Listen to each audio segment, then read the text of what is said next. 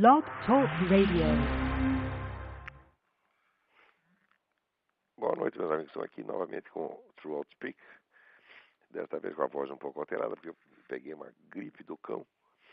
Graças a esse clima muito estranho daqui. Aqui na Virgínia faz verão e inverno ao mesmo tempo. E como a gente viaja muito, às vezes você pega um clima de verão e de inverno no mesmo dia. Hoje, por exemplo, aqui tá um calor. Mas se você viaja 30 milhas, você pega neve. E não há brasileiro que aguente isso.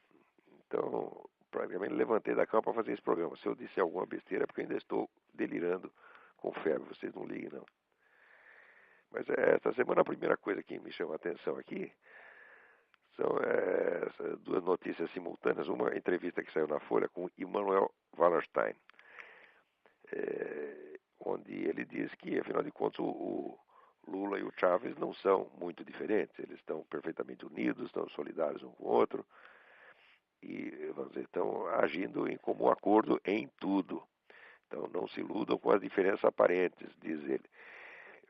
O detalhe interessante é que esse Wallerstein, ele é junto com Istvan Mesaros e com Antônio Negri, é um dos 3 maiores teóricos do movimento comunista internacional. Ele é o equivalente do que seria nos anos 50 o Roger Garaudy ou Henri Lefebvre, né? E a Folha, ao dar aqui os créditos dele, diz apenas sociólogo norte-americano, pesquisador sênior da Universidade Yale e autor do livro Declínio do Poder Americano. Quer dizer que não informa ao leitor que se trata de um teórico comunista. Quando vai entrevistar um homem da direita, vem sempre o carimbo ideológico. Mas aqui, não, é preciso dar uma ideia de neutralidade para, vamos dizer, explorar a credulidade do leitor. Isso aí é típico da Folha, né, seu Otávio Frias? Esse seu jornalzinho é filho da puta mesmo, né?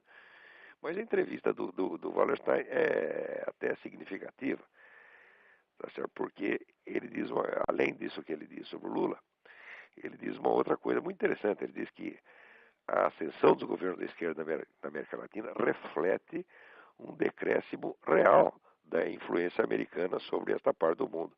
Isto é uma grande verdade. Tá certo? Agora, tem muita gente aqui que não quer ver isso, não quer saber.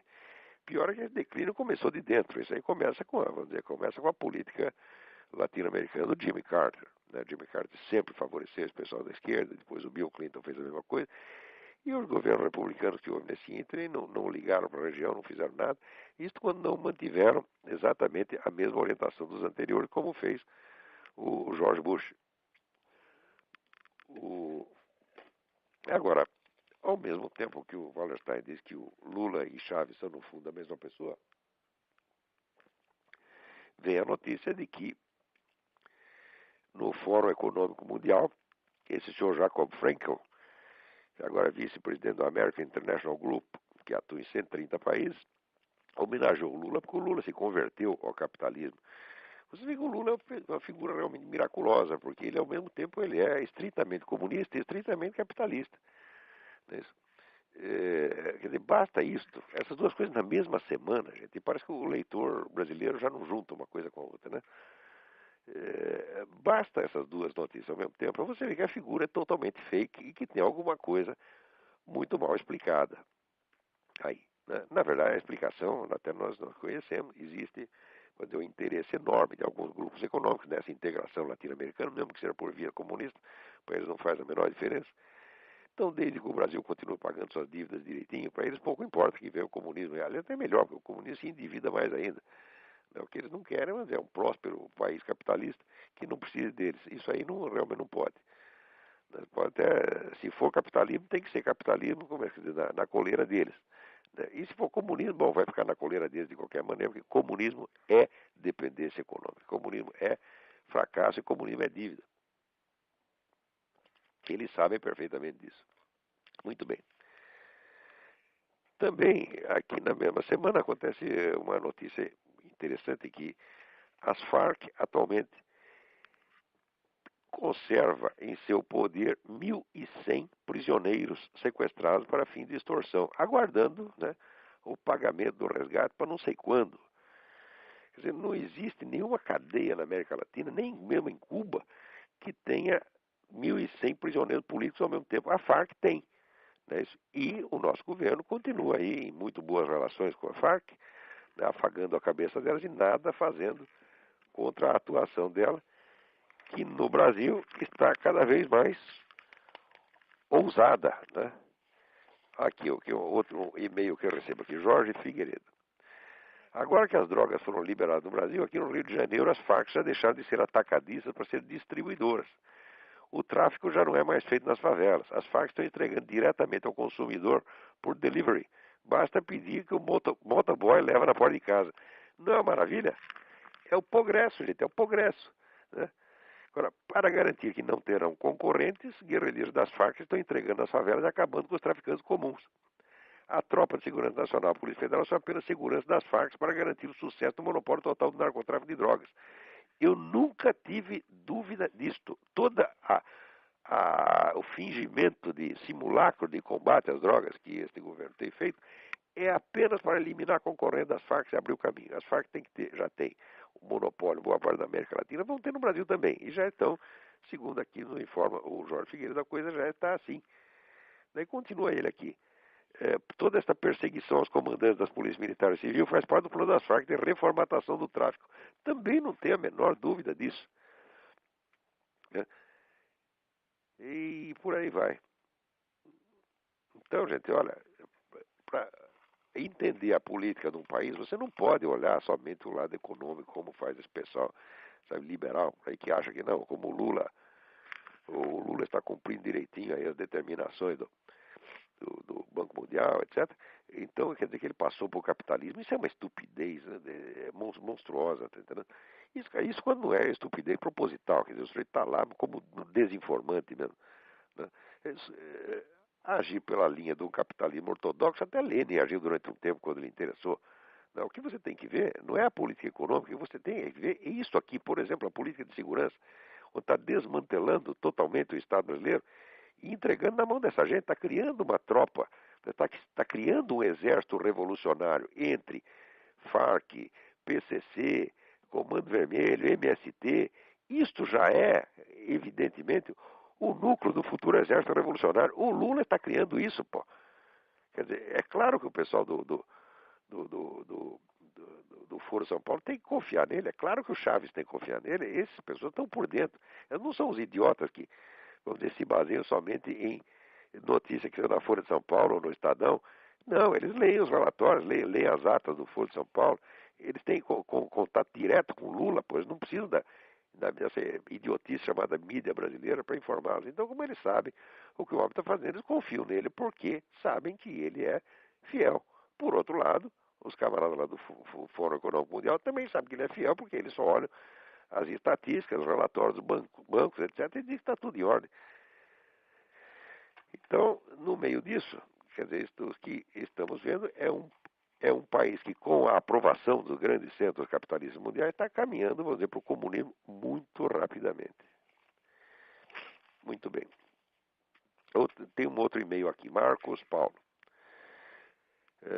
Caro professor, saudações. Me chamo Marcos Paulo, resido em Vitória, Santo Antão, Pernambuco.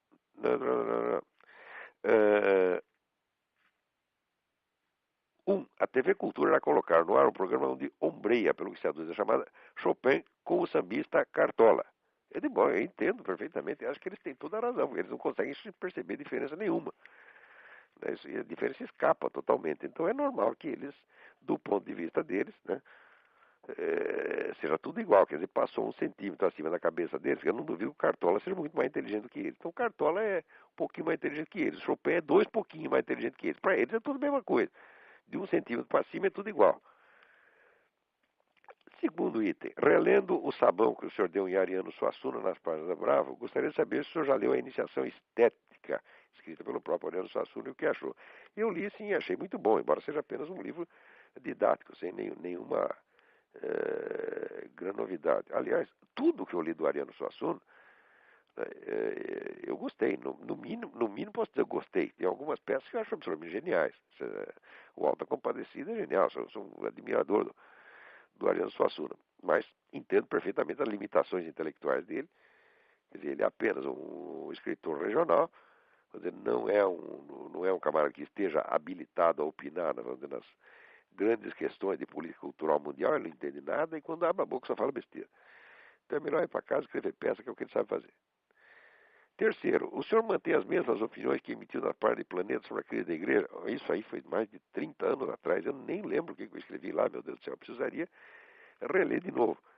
Agora, tem o seguinte, eu quando escrevi algum negócio e depois eu reparo que é besteira, eu não tenho a menor dificuldade de dizer que é besteira, né? E apagar aquilo. Agora, tem outras coisas que não é que estava errado.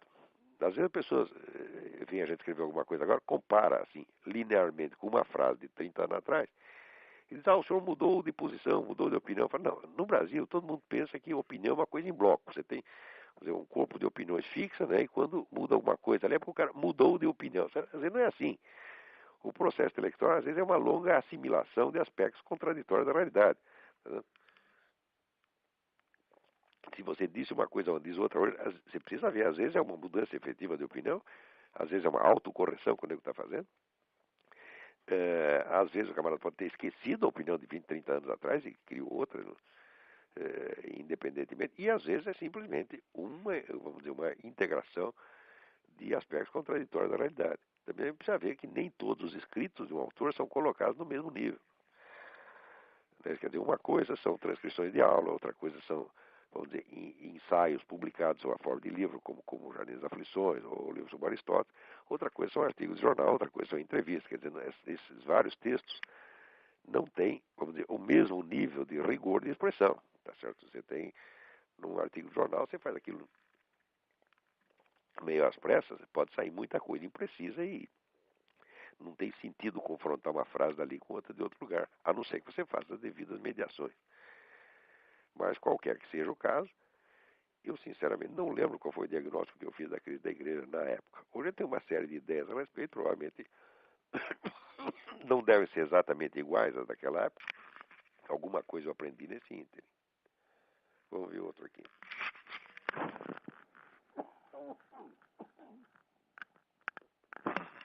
Aqui, Fernando Ferreira. É lícito afirmar a existência de um paralelismo entre a teoria dos quatro discursos e a gnoseologia aristotélica, quer dizer, a teoria do conhecimento de Aristóteles? Bom, a resposta é sim. Não apenas é lícito afirmar esse paralelismo, como eu mesmo, no final do meu livro sobre Aristóteles, eu já coloquei isso aí. Quer dizer, a teoria dos quatro discursos, essa sucessão, sucessão escalar dos quatro discursos, que vai poético, retórico, dialético, lógico ou lógico-analítico. Isso aí, essa estrutura é exigida pela própria teoria do conhecimento de Aristóteles, que na realidade é a descrição de uma sucessão de transformações do material absorvido pelo sentido. Primeiro tem a absorção pelo sentido, depois tem a síntese imaginativa, depois em cima da síntese imaginativa se criam os conceitos, e daí em cima dos conceitos se cria a articulação dos conceitos, ou o discurso propriamente dito. Né? O paralelismo é mais do que, não é só um paralelismo, uma coisa exige a outra, não tem como escapar. Né? Principalmente quando nós estamos conscientes daquela famosa definição dada pelo Benedetto Croce, quando ele define a arte como expressão de impressões, e me parece que essa definição é estritamente correta. Então, não teríamos como deixar de ver, por exemplo, o primeiro discurso da série, que é o discurso poético, como a expressão direta, né, do material sensível depositado na memória e trabalhado pela imaginação. Quer dizer, a expressão direta do trabalho que a imaginação fez de síntese dos dados do sentido. Se você expressa isso diretamente, você está fazendo discurso poético. Tá certo? Sem este discurso inicial não existe mais nenhum outro. Todos os outros são elaborações a partir deste material acumulado na memória e mais ou menos sintetizado pela imaginação. Segunda pergunta. Se essa correlação existe, ela teria condições de explicar a história do pensamento humano? Não, não teria, pelo seguinte, porque essa correlação ela é uma estrutura permanente. De certo modo, você pode dizer que não é possível haver numa dada sociedade, não é possível se desenvolver um discurso retórico se você não tem um discurso poético embaixo. Isso simplesmente não acontece, porque você não tem em cima do que retorizar. Quer dizer, a retórica é o discurso das preferências, das opções humanas, das escolhas. O indivíduo faz escolhas e as defende. Você só pode escolher dentro do material que você conhece, né? Então, vamos dizer, o discurso poético é a expressão do conjunto direto vamos dizer, da experiência. Em cima desse conjunto que se perfilam, que se formam as opções, as posições, as opiniões, etc, etc. Então, se não existe uma imaginação grupal mais ou menos envolvida, não vai aparecer, como é que se diz, dúvidas em cima disso e não vai oferecer, não vai aparecer a possibilidade de divergência de opiniões capaz de se organizar numa confrontação retórica. Por sua vez, se não existe confrontação retórica, se não existe multiplicidade de opiniões, não existe muito menos a possibilidade do discurso dialético, que não é outra coisa senão a triagem entre as opiniões existentes, e assim por diante. Ora, essa série de exigências ela é permanente, ela é um dado estrutural da cultura humana, e, portanto, ela por si não pode determinar o curso da história. O que ela fazer uma analogia. Por exemplo, você pegar dizer, a fisiologia do movimento do humano, como é que o ser humano anda, tá certo? Bom, você conhecendo toda a fisiologia do movimento, dá para você deduzir daí para onde o sujeito vai andar? Claro que não.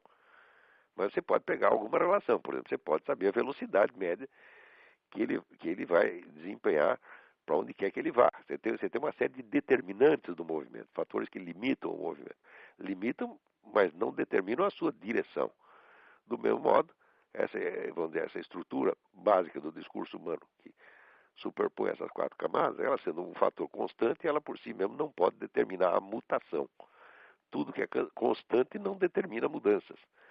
Não é isso? Então, o que você pode obter, vamos dizer, é um suporte estrutural para a compreensão da história, quer dizer, um instrumento de compreensão, porque você verá que muitas vezes certas coisas que parecem mutações históricas não são apenas a expressão do elemento permanente, um cíclico. Então, para explicar a história, não explica, mas ajuda a separar o que é, vamos dizer, constante do que é realmente histórico.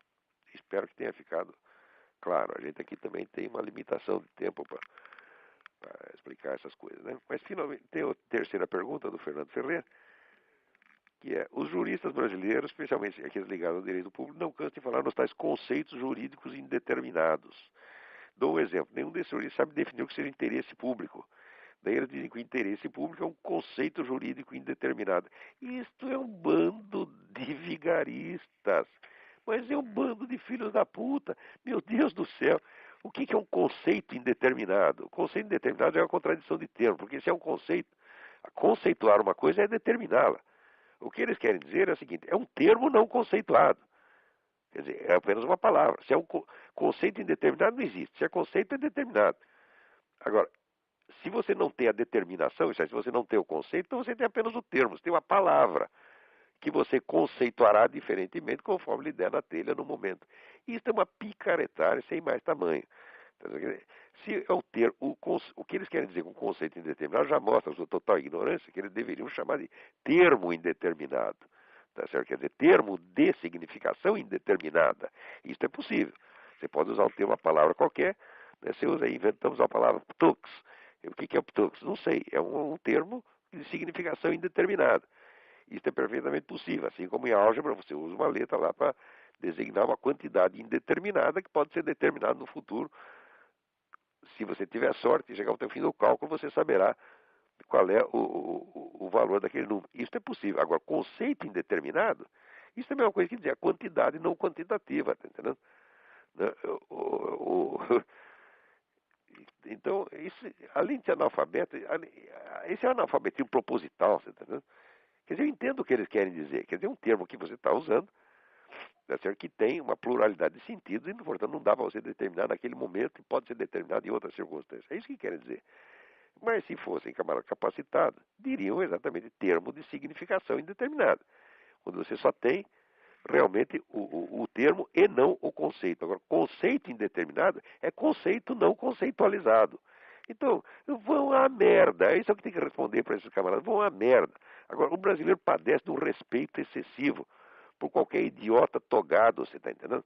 Aparece lá um jumento vestido de juiz, as pessoas aceitam. Não é para aceitar isso, não é para respeitar essas pessoas. Se a gente faz uma coisa dessa, teria que ser tirado do seu cargo a pontapé, você tá entendendo? Agora, você lê a teoria do medalhão do Machado de Assis, o medalhão é isso, quer dizer, o sujeito só tem a pose e a posição e por dentro não tem nada, é oco, é um monte de merda. Você precisa parar de respeitar essas pessoas. Por isso é urgente, a salvação do Brasil depende da destruição dos medalhões. O Brasil tem um número excessivo de medalhões per capita. Entendeu? Não dá para pagar toda essa gente, não dá para a gente respeitar todos esses caras. Esses caras estão sugando, quer dizer, as energias do país para lhes impor ao povo inteiro esse tipo de besteira. Ah, meu Deus do céu. Vamos lá, outra carta aqui. É o Leopardo. Aqui está escrito Leopardo. É Leopardo ou Leonardo? Agora não sei. O e-mail é Sigma Léo. E meu último e-mail eu tentava ver se ainda podia ver alguma coisa que se salvava no Concílio Vaticano II. Logo após enviada a mensagem que pediu ao senhor algum esclarecimento, decidi visitar a parte do Gustavo Corsão na internet.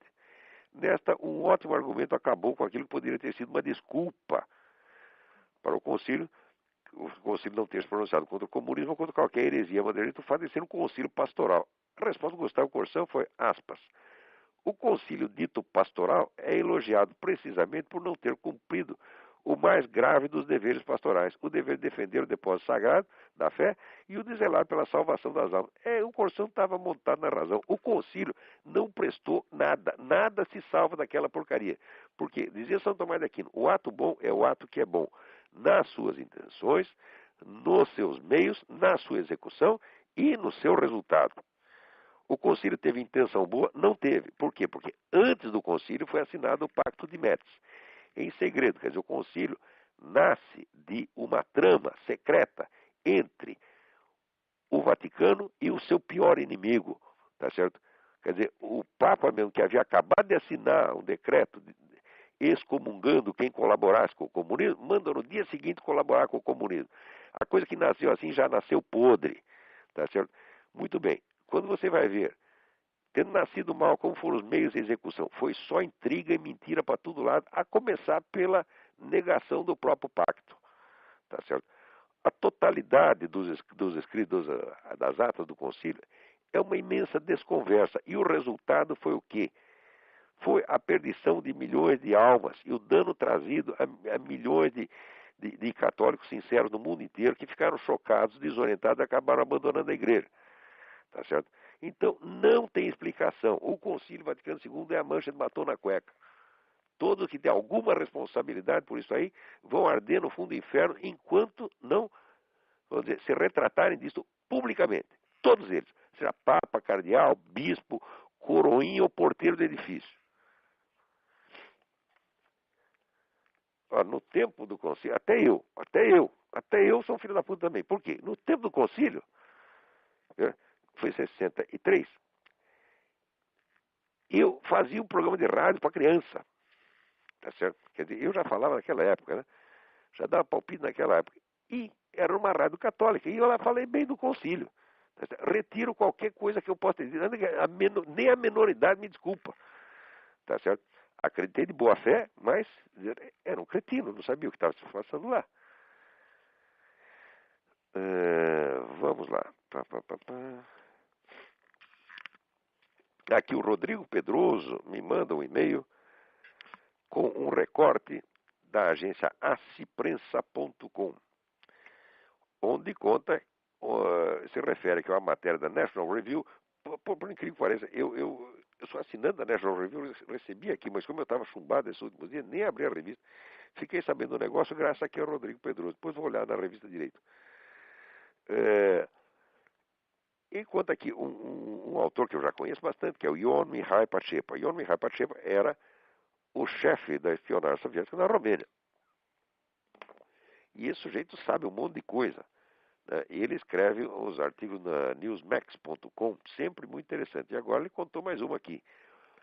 Diz que em fevereiro de 1960, Nikita Khrushchev aprovou um plano supersecreto para destruir a autoridade moral do Vaticano na Europa Ocidental. Eugênio Pacelli, então Papa Pio XII, foi escolhido como principal alvo da KGB, como sua encarnação do mal.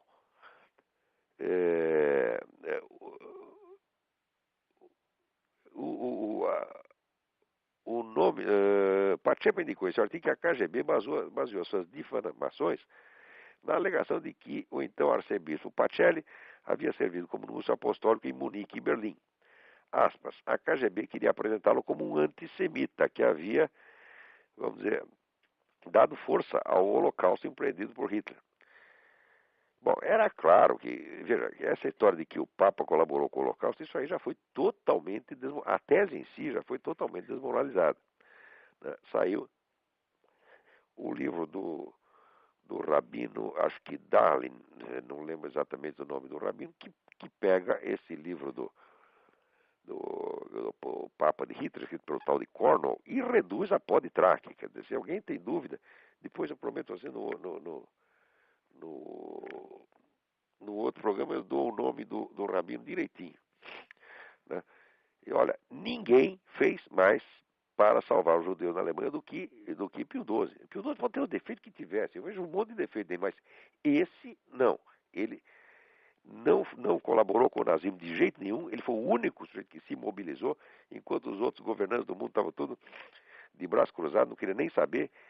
Os judeus da Alemanha mandavam representantes desesperados aqui para os Estados Unidos para avisar as pessoas, ninguém acreditava, então fazia de conta que não acreditava. Enquanto isso, o Pio XII estava fazendo tudo o que podia para tirar o máximo de pessoas de lá de dentro. Tá certo? E aí no Brasil está cheio de gente que existe hoje. Por quê? Porque seu avô foi retirado da Alemanha pelo Papa. Se quer um exemplo, o nosso Otto Maria Carpo.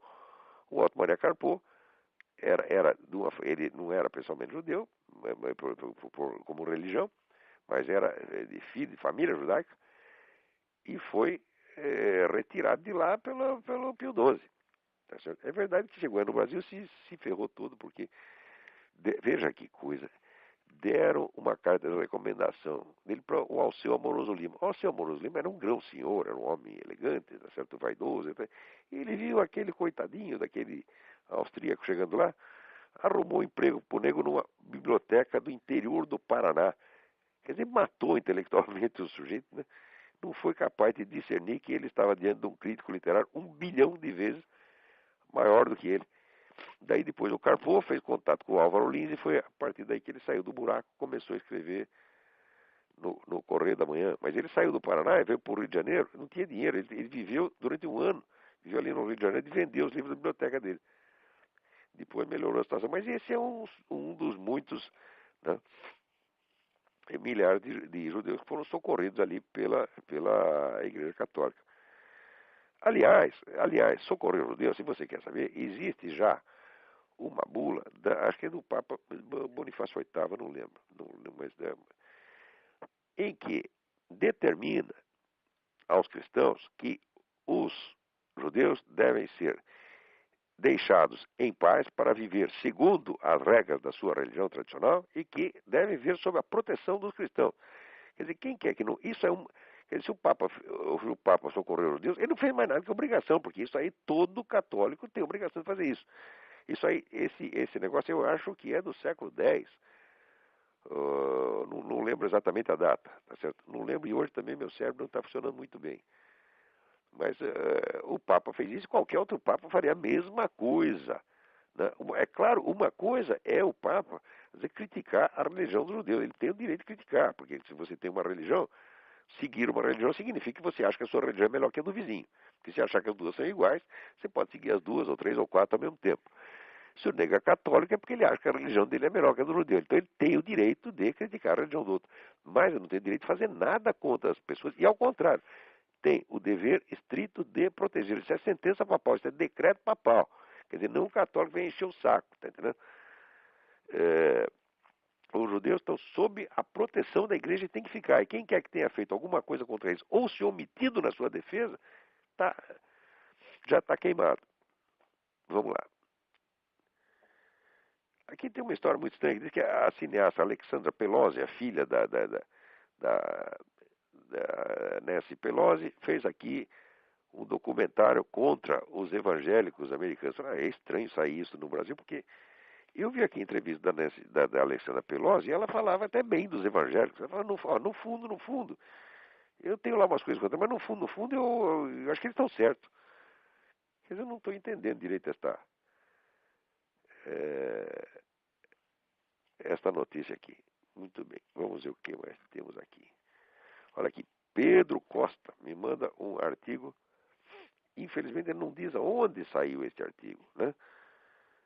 Então eu peço, por favor, a todos que vão mandarem transcrições de jornal, de revista, põe a fonte direitinho, põe o lugar da internet, porque senão o pessoal pensa que a gente está inventando coisa, tá vendo? Eu sei que não está, eu sei que a informação é autêntica porque eu tenho também de outra fonte, de um sujeito que foi preso, tá certo, na Inglaterra, porque ele estava distribuindo folhetos com transcrições das palavras da Bíblia do rei James, que falavam contra o homossexualismo, né?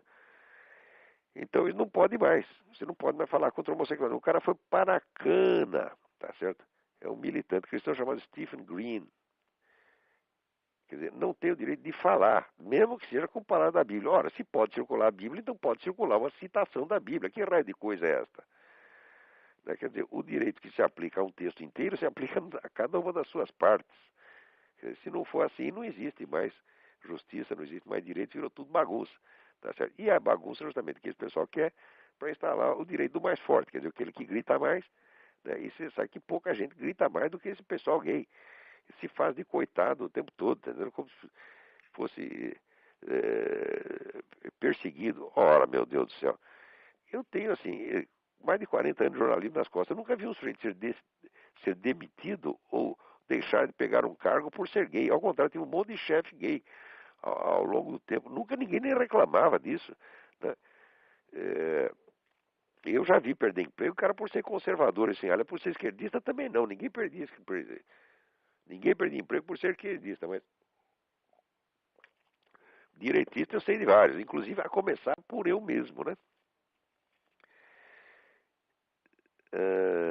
Vamos lá. Então esse artigo que não diz de onde é, mostra que há um certo temor na Inglaterra de que o cristianismo em geral acabe sendo criminalizado.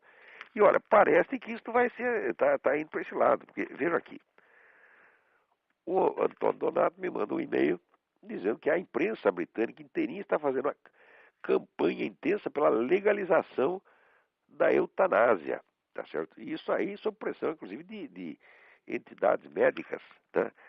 É, importantes, como o Real Colégio de Ginecologia e Obstetrícia, quer dizer, estão todos forçando para que adote a eutanásia. Então, isso quer dizer que, veja, a pressão dessas entidades pode mais perante o governo do que a opinião pública maciça, tá entendendo? Quer dizer, não adianta todo mundo ser contra, porque as decisões hoje, existem dois canais de decisão. Em todos os países do mundo tem dois canais de decisão. Um é o canal normal, que se conhece pela via eleitoral. Quer dizer, você elege seus representantes, eles discutem no parlamento e passam lei. Mas existe um outro modo mais sutil, que é muito mais rápido, muito mais eficiente, que é através das comissões técnicas. Então você reúne meia dúzia de técnicos iluminados na ONU, eles tomam a decisão e vão passando, e aquilo acaba sendo aprovado sempre por cima, sem a menor consulta à opinião pública. Isso coisa até de maior gravidade do que a legalização da eutanásia. Essa coisa aqui dos Estados Unidos, da formação da comunidade norte-americana, que dissolveria as fronteiras entre Estados Unidos, México e Canadá, isto já tem, vamos dizer, acordos assinados entre os governantes dos três países sem que ninguém soubesse de nada. Quer dizer, isso na maior democracia do mundo. Quer dizer, como é que uma coisa deste porte pode ser decidida assim em comissões técnicas, em segredo? Isso está acontecendo no mundo inteiro. Quer dizer, as comissões técnicas e esses acordos secretos são o principal meio de fazer política hoje. E as pessoas não ficam nem sabendo de coisa nenhuma.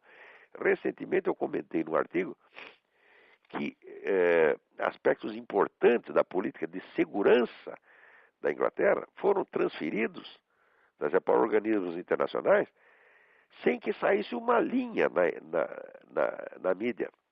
Isso na mídia inglesa, quer dizer, nós não estamos falando, aqui não é a União Soviética, não é a China, quer dizer, são democracias, mas não adianta ser democracia se em cima, vamos dizer, do processo normal de tomada de decisão, existe esta empulhação das comissões técnicas, foi inventado pela ONU, para quê? Para poder legislar em toda parte sem ninguém saber de nada. Por isso, pergunta aí, como é que se decide no Brasil política educacional? Política educacional vem pronto da ONU, política de saúde vem pronto da ONU, o Congresso às vezes não é nem informado.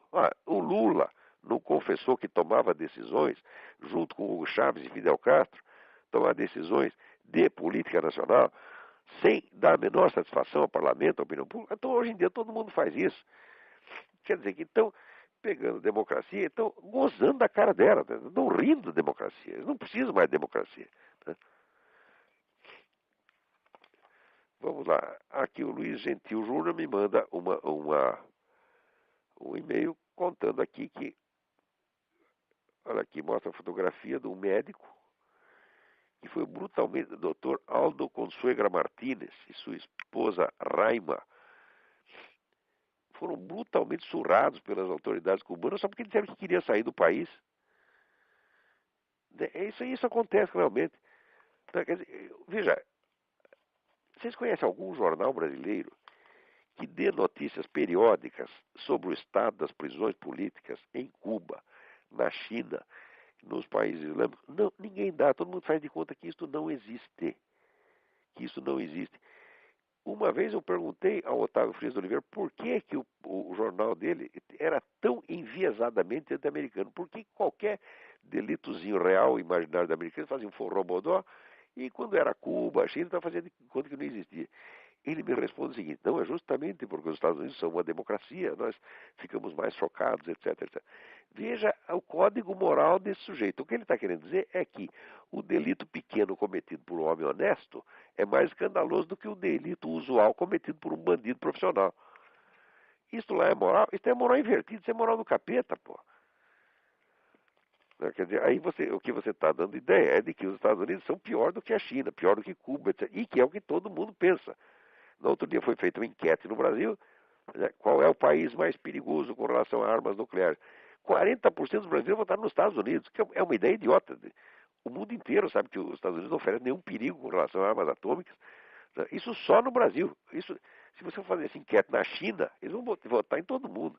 Pode votar no Irã, pode votar em Irã, mas nos Estados Unidos não. Agora, o brasileiro, 40% acha que o grande perigo é os Estados Unidos ter arma atômica. Eu digo, pelo amor de Deus. Ai, ai, ai. Vamos ver o que mais temos em matéria de... Vamos ver se tem alguém na linha aí para falar. Agora não tem ninguém, muito bem.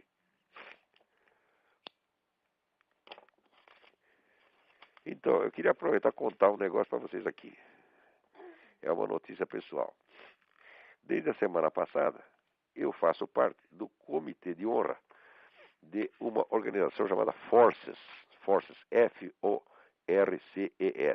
O site é forces.org, www.forces.org, que é um site, vamos dizer, de anti-antitabagismo. Quer dizer, é um site destinado a reunir a documentação, tá certo? Que prova toda a vigarice desse movimento antitabagista mundial. É uma coisa muito impressionante a documentação que eles colocam lá, que mostra que está havendo realmente falsificação de dados, tá certo? Por iniciativa de dois centros, a ONU, a Organização Mundial de Saúde, e as grandes empresas farmacêuticas que têm interesse nessas campanhas antitabagistas, que agora chegam ao absurdo de querer proibir o fumo em prédios de apartamento. Quer dizer, você está aqui fumando no segundo andar, o nego lá do 10º andar acha que vai pegar um câncer nos próximos 10 minutos, tá certo? E, inclusive, já houve uma proposta que eu deixei de comentar, estava com um artigo aqui na semana passada, deixei de comentar, que um artigo de um sujeito da Real Academia Médica Britânica, propondo que os fumantes fossem preteridos, boicotados, tá certo, para certos tipos de cirurgia. Tá? Quer dizer, a rede pública inglesa, se você tem uma cirurgia para fazer, dará preferência ao não fumante. Quer dizer, isso é uma discriminação nazista absolutamente odiosa, mas o antitabagista ele tem a mesma coisa do comunista. Sob certo aspecto, prefiro até um comunista que um antitabagista, porque o comunista é menos louco. O antitabagista está tão imbuído de que ele está salvando a humanidade que ele não quer saber de fatos, não quer saber de discussão. Não, ele quer impor aquilo. É como se fosse realmente um profeta vindo do céu com as tábuas da lei e sai de baixo, tem que obedecer. Mas nem Moisés foi obedecido desse jeito. Pô, isso é uma loucura. Aqui nos Estados Unidos diz essa coisa, o fumo mata 400 mil pessoas por ano. É verdade, 400 mil fumantes morrem por ano. Quando você vai ver a estatística do departamento oficial que investiga isso, sim, eles morrem, só que eles morrem na mesma idade que morre o restante das pessoas.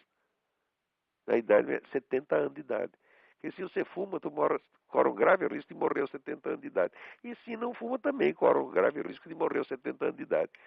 Agora, essa estatística os caras não divulgam, eles vão só morre 500 mil, 400 mil por ano. Quer dizer, o que é isso se não empulhação? Ora, meu Deus do céu. É. Agora, o mais bonito aqui nesse sentido, para você ver como é que está indo a Europa, é isto aqui. Na Bélgica, estão fazendo uma campanha. A Bélgica é o país onde a eutanásia, né, o suicídio assistido é legal. Você pode suicidar, pede para os médicos te ajudar, eles vão lá e te estouram os miolos gentilmente. Agora, uma campanha para estender esse direito às crianças e aos pacientes mentalmente incapacitados que não podem decidir por si mesmos. Quer dizer, tem lá uma criança doente, os outros decidem que está enchendo muito o saco, está gastando muito dinheiro para cuidar do moleque, e você decide, mata logo, filha da puta, acaba com isso, tá entendendo? Agora, você quer que eu fale disso numa linguagem educada? O que é isso, meu Deus do céu? Né? Quer dizer, e os pacientes mentalmente incapacitados que não querem decidir, não podem decidir por si mesmo. Quer dizer, está lá o sujeito louquinho, né? O louquinho pegou lá um câncer, não estão conseguindo resolver o câncer, e ele fala, vamos, tira o cara do caminho logo, joga no lixo, pô. Né? E agora, eu tenho certeza que as pessoas que fazem essa campanha alegam aqueles motivos humanitários tão lindos que se você ouvir os negros falar, você chora, pô. Agora tem gente aí na fila esperando, vamos ver, vou falar com o primeiro aí. Alô? Alô? Alô, Alô? Olavo? Eu? Aqui é o Leandro de Porto Alegre, tudo bem? Não entendi teu nome. Leandro, Leandro, oi, tudo bem, Leandro? tudo bem. Antes de mais nada, eu gostaria de agradecer. Ultimamente tenho acompanhado o teu site e realmente tem feito um trabalho espetacular de informação às pessoas. Obrigado. Eu sou muito por isso. Alguém tem que fazer a parte suja do serviço.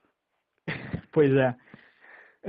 Eu acompanhei alguns artigos e eu sempre fico em dúvida quando tu comenta sobre religião. Aham. Em diferenciar cristianismo com catolicismo, com essa ideia da ONU de fazer uma religião, digamos assim, um pouco diferente do que a gente está acostumado a ouvir. Qual é que, na tua opinião, seria um modelo ideal de religião, visto que esse é um assunto bastante controverso? Eu não consigo identificar nos teus textos uma posição clara em relação à diferença de cristianismo para catolicismo. Não, eu qual é que seria não tomo posição. A minha posição é a seguinte: primeiro, eu odeio polêmicas interreligiosas. Segundo eu aqui, a minha experiência é a seguinte: tudo o que os fulanos falam a favor da sua religião é tudo certo. Quando começa a falar da religião do vizinho, só sai besteira. Eu nunca vi um sujeito de qualquer religião que fosse criticar do vizinho que não fosse na base da pura difamação. Sempre e sistematicamente tudo errado. Me aparece aqui um católico falando coisa do Islã, quando você vai ver não é assim. O católico mentiu. Quando aparece um muçulmano falando do vinho, mente mais ainda. Tá entendendo? Então, é o seguinte, eu acho que as religiões têm que ser respeitadas como elas são, porque elas não são corpos de doutrina, elas são realidades históricas, tá certo? Que dizem, todas elas dizem respeito para certa relação do homem com Deus, elas são fenômenos de enorme profundidade e que dependem muito pouco das nossas opiniões. Tá certo? Eu acho que criticar uma religião é a mesma coisa que criticar o clima, você está entendendo? Você não vai conseguir mudá-lo. Esses dados estruturais têm que ser mantidos de algum modo. Agora, eu não gosto de crítica à religião e não gosto de mistura. Você está entendendo? Porque a mistura já esculhamba até o sentido ritual da coisa. Tá certo? Então, vamos dizer, esses ritos das igrejas não surgiram do nada, tá certo? Alguns surgiram por revelação parcial ou total, tá certo? Você pode do ponto de vista de uma religião, você pode negar que a outra seja totalmente revelada, mas não que houve, pelo menos você não pode negar alguma revelação pessoal lá dentro, não pode, tá certo?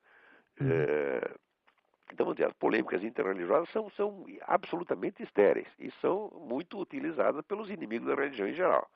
Tá certo? O que circula de mentira, tá certo, a respeito das religiões é uma coisa do outro mundo, uma coisa do outro mundo. Qualquer idiota que você perguntar, tá certo, vai te dizer que a igreja matou milhões, a Inquisição matou milhões de pessoas, etc, etc. É claro que não. É claro que não foi assim. Quando você chega a fazer o cálculo máximo foi da Inquisição Espanhola foram 20 mil pessoas ao longo de 4 séculos. Quer dizer que, estatisticamente, é um nada, na verdade. Né? A Revolução Francesa matou 10 vezes isso em uma semana. Né? E as mentiras que circulam a respeito de judeu, que circulam a respeito de muçulmano, porra. Entendeu? Tudo isso é nojento. Né? Então, eu acho que tomar posição nisso aí está errado. Se você quer saber qual é a minha fé pessoal, eu sou católico, sempre fui. Tá certo? Agora, nós estamos numa época, vamos dizer, de muita ambiguidade, porque você disse, sou católico, bom, então eu tenho que seguir o Papa direitinho. Falou, olha, eu nem sei se o mandato desse Papa é válido, porque houve tanta contestação, e eu li todo o material das igrejas dissidentes, pré-conciliares, tem muita coisa ali que a gente não tem como negar, então hoje nós estamos numa dúvida. O Concílio Vaticano encheu todo mundo de dúvida. Quando você está em dúvida, o que você faz? Você espera e reza. Eu não vou sair condenando as pessoas à toa, tá? Eu não vou fundar uma outra igreja, não vou, não vou tomar posição enquanto não souber a realidade das coisas. No Brasil, as pessoas às vezes têm que ter opinião sobre tudo. Fica um pouco complexo porque às vezes tu observas alguns padres católicos aqui no Brasil falando a favor de MST, Bom, isso nem se revolução. Fala. Eu tenho certeza de que a igreja que fez o Concílio Vaticano II estava todinha podre e infiltrada. Isso aí você tem a prova total hoje. Viu essa coisa da KGB que eu falei, ó, esse dado apareceu agora, mas quem não sabia que isso foi coisa da KGB? Todo mundo sabia. Agora, a KGB não era que fazia campanha de informação. A KGB estava dentro do Concílio Vaticano II. Tá certo? Então, como é que a gente vai ceder à autoridade dessas pessoas? Eu falo, não sei se você tem autoridade. Não sei e não sou obrigado a poder obedecer. Caso de dúvida, eu estou falando de consciência. Tá entendendo? Então, as questões... A única defesa contra isso seria a consciência individual. Não tem outro jeito. Não tem outro jeito, você tem que rezar e pedir diariamente a Jesus Cristo que te ilumine, porque não é que você está contra a autoridade, é que a autoridade sumiu, meu Deus do céu. Você está entendendo? Exatamente. Está difícil saber onde ela está hoje, né? Quem é que representa realmente a autoridade espiritual dentro do mundo cristão. Então, eu acredito que quem representa essa autoridade espiritual são as igrejas no seu conjunto. Você está entendendo? E eu acredito piamente na unidade profunda das igrejas cristãs. Acredito que o cristianismo é um só. Tá certo? E não creio que as divergências não possam ser resolvidas. Tá certo? Com outra religião é outro problema. Tá certo? Com relação aos judeus, já acabei de dizer o que eu acho. Tem que deixar eles fazendo do jeito que eles sempre fizeram. Tá? Isso aí é decreto papal, não é eu que inventei. E é de uma época em que não havia dúvida quanto a quem era a autoridade do mundo cristão. Tá certo? Então, esse decreto está em vigor. Quer dizer, a gente tem que proteger o judeu e defender o direito de ele seguir o rito dele. Tá? Acredito que ficar mais centrado na figura de Jesus Cristo em si, ao invés... Quanto ao protestantismo, tá certo? Olha, quanto ao protestantismo, eu não tenho como negar a autenticidade espiritual de muita coisa que vem dali. É claro que acontece. Como é que você vai explicar que o único país do mundo onde a religião cristã ainda é uma força política considerável seja um país protestante? Você acha que Deus ia deixar isso acontecer, isso só de cinismo? Quer dizer, se o protestantismo não tem nenhuma raiz autêntica dentro do cristianismo milenar, como é que pode acontecer uma coisa dessa? Entende minha pergunta? Então, Entendi. Então, alguma coisa de bom tem ali. Não sei o que é, mas que tem. Também não sou eu que vou julgar isso aí, entendeu? Eu só não gosto de ouvir o sujeito falar mal da religião do vizinho. Te recomendo isso pra você. Pegue o que tem de bom, siga os conselhos do apóstolo, experimentar de tudo e ficar com o que é bom. Isso depende totalmente da consciência individual. Né? Que outro remédio você tem? Mas não deixa a consciência individual solta. Peça ajuda a Deus. Ok, muito obrigado. Obrigado eu. Vamos lá, quem vai estar na linha aí? Alô? Alô? Alô? Alô, quem está aí na linha? Alô, Olavo? Eu? Oi, Álvaro, do Canadá. Tudo bem, Olavo? Oi, tudo bem? Tudo bem. Olavo, bom, antes de mais nada, meus parabéns aí pelo teu programa, que não tem preço. Né? Obrigado, obrigado. Principalmente num espaço tão limitado como a gente tem em algo que se chama de mídia brasileira, né? Então, Pois é. bom, mas, Olavo, particularmente com relação a essa questão de educação, na verdade isso que eu vou me referir é ligado a uma deseducação. Eu gostaria que tu me clarificasse uma coisa que para mim estava absolutamente obscuro, tá? E a partir das tuas conversas eu estou começando a esclarecer algo, certo? Que nós temos visto na prática aqui no Canadá.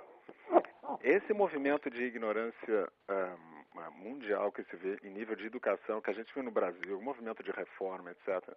Por acaso isso está ligado a esses movimentos chamados de alta performance, como o do International Baccalaureate, que nasceu justo em 68 na Suíça, e me parece algo que veio extremamente em oposição àquilo que tem nos Estados Unidos, que é o Advanced Placement. Quer dizer, está me parecendo isso aí, e aqui particularmente no Canadá a gente vê isso de uma maneira muito forte, né? Quando nos Estados Unidos tu tem 30 vezes mais APs em relação a IB, e a performance é infinitamente maior. Quando tu pega o IB, o conteúdo é simplesmente emburrecedor de quem está lá dentro. Então, a minha pergunta para ti era a seguinte: por acaso está ligado àquele movimento de esquerda nascido a partir desse movimento europeu em 68, quando eles criaram esse IB? Porque a diferença de currículo é simplesmente assustadora. Isso já vem de antes. Já vem de antes. A história inteira você pode ver num livro que se chama The Deliberate Dumbing Down of America. Espera aí, vou te dar o nome da autora. Espera aí. Sugestivo.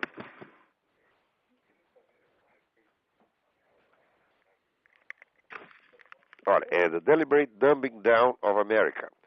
A autora chama-se Charlotte, com 2 T's, Thompson, sem o P, Thomson, Iserbyt, Iserbyt. É um livro constituído quase todo só de documentos, que vai rastreando isso desde as origens da década de 30. Uhum. Quer dizer, quando ela diz que é um negócio deliberado, ela não está usando assim, não é uma interpretação, não é uma sacação dela, que ela pegou a unidade de uma tendência. Não, ela vai documentando passo por passo. Certo. Eu não tenho não posso te dar detalhes dessa coisa agora, mas eu te garanto que isso vem pelo menos desde 30. E está ligado de alguma maneira a esse movimento de esquerda, porque isso é uma coisa... Não, está sim. Isso surge, vamos dizer, esse movimento surge de algo que já vem de antes. Ele não foi o começo de nada, entendeu? Porque isso é uma coisa interessante, porque é o seguinte, tá? Se tu pegar, por incrível que pareça, nós estamos aqui no Quebec, estamos contando os nossos dias aqui, porque simplesmente esse sistema aqui é absolutamente enlouquecedor, no sentido de não dar nenhuma formação decente no ponto de vista educacional. É algo assim simplesmente assustador. Né? Eu imagino como é que as coisas estão aí. É assustador algo assim, se a gente falar para um brasileiro vão achar ou que eu tô maluco, então, mas é algo assim, só vendo para crer, sabe? Para te dar uma ideia daquilo que nós sentimos aqui. Viemos de escolas relativamente boas lá do Brasil, quando a gente veio para cá, e não eram as melhores, necessariamente, tá? Mas eu posso te garantir o seguinte, se tu pegar, e os nossos filhos estão até nas melhores aqui, inclusive, tá? Algumas das melhores. Se tu pegar essas chamadas as melhores escolas aqui, elas não chegam aos pés de uma escola média privada brasileira. Em termos de currículo, dá de goleada uma escola brasileira. E isso é que me assustou. Eu imagino.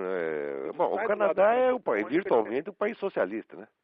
Exatamente, né? E como isso surgiu na Suíça, exatamente no ano daquelas revoltas na França, em 68, ano do AI-5 no Brasil, sabe? Me parece que o IB ele surgiu exatamente nessa época, né? E parece como uma contraposição ao AP. Aham. E não é à toa. Então, a partir daí me veio, poxa, não tem como os Estados Unidos não estar na posição de liderança que eles têm hoje. Para 14 mil escolas AP. O que salva aqui é o seguinte, é que você tem um monte de escolas particulares. Sim. E não é tudo regulamentado. Quer dizer, esse movimento vai aos poucos, ocupando espaço, mas ainda tem uma margem de liberdade enorme. Certo. E o americano sabe usar isso, quer dizer, ele não espera as coisas do governo. Agora, num país como o Canadá, tudo vem do governo, você não tem para onde correr. É verdade. Uhum. É. Agora, eu vejo o seguinte, eu vejo que aqui, por exemplo, em ensino público, a gente vê que é um negócio nefasto mesmo, entendeu? Uhum. É verdade. Mas ainda falta muito para chegar no nível brasileiro, né? Uhum. Ainda está melhor que o Brasil, mas do ponto de vista ideológico, é uma coisa medonha, é um massacre. Uhum. Né? Certo. E não tem muito espaço para divergência, não, porque as pessoas nem imaginam que isso existe. Agora, tem muita escola particular que não é assim. Uhum. Eu conheço o programa, todas elas, andei estudando isso até para os meus filhos, depois eu vi que eu não ia ter condição financeira de bancar uma escola particular, botamos aqui na escola pública, mas diariamente eu tenho que fazer a deslavagem cerebral das crianças aqui, né? Sim. Mas mesmo em escola pública nos Estados Unidos, você encontra escolas. Tem 14 mil escolas APs, né? Quer dizer, Sim, ainda tem muita coisa boa. muita coisa boa. Nossa! Enquanto tu tem 14 mil APs para 440 IB, né? E a gente vê assim, vida intelectual no mundo é aqui. Se você somar todos os países da Europa, não dá um décimo do que tem aqui. Quer dizer, aqui é a capital intelectual do mundo hoje em dia. Não dá nem para discutir. É. Beleza, muito obrigado. Então, se você sair daí, vem para cá, será muito bem recebido. Venha me visitar aqui. Pode ter certeza. Daqui a pouco a gente está visitando aí, tá bom. Vamos dar uma chegada aí. Muito obrigado tá bom. novamente. Boa sorte aí. Trabalho, tchau. Um abraço a você. Vamos ver quem vai ter aí. Alô? Quem está na linha? Alô? Alô? Alô? Alô? Quem está na linha? É o Luiz Afonso? Luiz Afonso, de Portugal? Exatamente. Epa!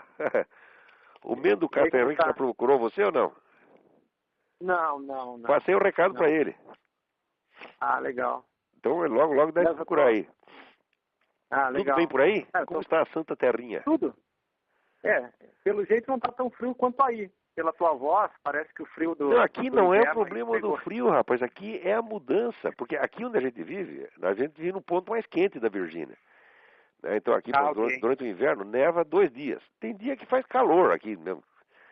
Mas você anda um pouco, daí você pega 10 abaixo de zero. E como a gente viaja muito, às vezes pega 3 climas num dia e fala, não, aqui aguente, pô. Bem, Olavo, eu estou te ligando só para dar um panorama do que tem aqui. Eu encontrei muitos liberais aqui, mas libertários, né? Agora tem dia 11 de fevereiro tem o plebiscito da descriminalização do aborto. E todos os liberais da internet, todos eles são a favor, né, da descriminalização. E toda vez que a Igreja Católica fala contra, eles dizem mais um ponto a favor do sim. Se a Igreja está falando que é contra... se a Igreja está contra, deve ser bom, né? Exatamente. Mas também, depois também desse tremendo esforço que a Igreja fez para se desmoralizar assim mesmo, o que ela quer? Conservar a autoridade intacta? Não dá, pô. E aqui também, os Estados Unidos aqui tá bem sujo, todo mundo fala mal. Também tem essa coisa, se o americano é a favor, deve ser ruim. Né? Alô? Eu acho que caiu a linha aí do Luiz Afonso. Vê se caiu aí. Liga de novo. Não, põe outra pessoa aí. Alô? Parece que o Luiz Afonso caiu mesmo a conexão. Mas vamos ter que ficar para a próxima porque o nosso tempo aqui acabou. Muito obrigado a todos pela atenção e até a semana que vem.